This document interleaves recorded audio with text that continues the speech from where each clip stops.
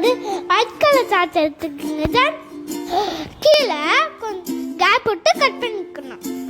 அதில் கைட் போட்டு கட்டிங்கங்க சார். அப்படியே உள்டாவா ஆக்கிடுங்க சார்.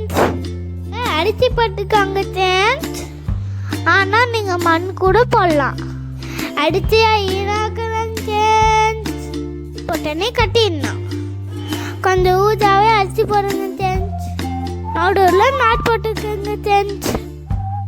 பித்தாச்சுந்துச்சு சார். அக்கா அந்த பெட்டை எடுத்து கேப் மாதிரி செஞ்சுக்கோங்க சார். கண்ணும் மூக்கும் பொட்டு இந்த பொட்டு வச்சுக்கோங்க சார். எப்படி தாய் செடி ஆயிட்டா? Okay bye, tata.